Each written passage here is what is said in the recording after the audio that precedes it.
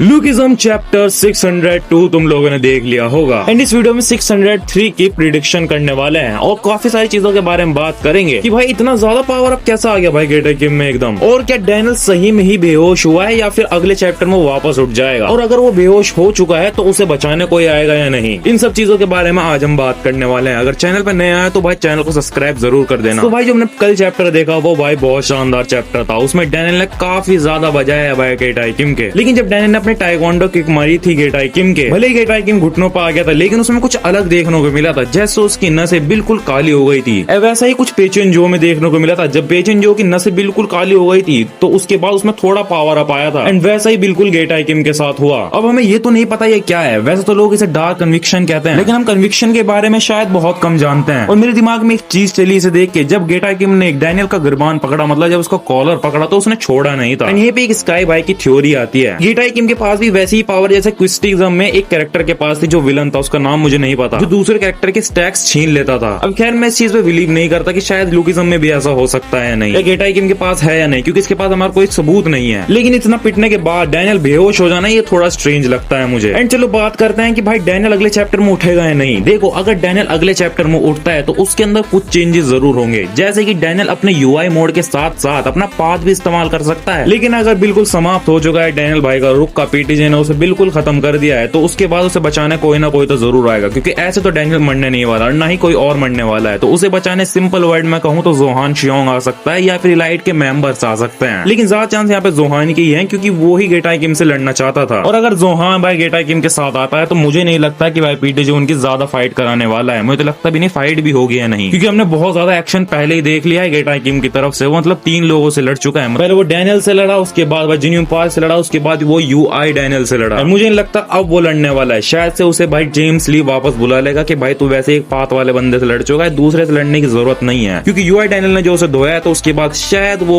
Johan से लड़ ना सके। खैर मुझे लगता तो ऐसा नहीं है, वो लड़ नहीं सकता, लेकिन क्या पता जेम्स ली उसे बुला ही ले, क्योंकि अगर सारा एक्शन यही दिख जाएगा तो जो दूसरी साइड टॉम ली रिएक्शन करेगा वो कौन देखेगा, क्योंकि टॉम ली हमें बहुत टाइम से नहीं दिखा है एंड ये तो बहुत ज्यादा होता जा रहा है कि भाई टॉम ली अब दिखना ही दिखना चाहिए। तो आज की वीडियो में भाई इतना ही। एंड आपको अगर लुकिज्म के चैप्टर आते ही देखने होते हैं तो भाई मुझे टेलीग्राम पे फॉलो कर लो। जिस दिन चैप्टर आता है मैं उसी दिन वो चैप्टर वहां डाल देता हूँ एंड वीडियो डालने से पहले ही डाल देता हूँ, तो तुम मुझे वहां फॉलो कर लो, तुम्हें वहां चैप्टर मिल जाएगा। जब तक के लिए बाय।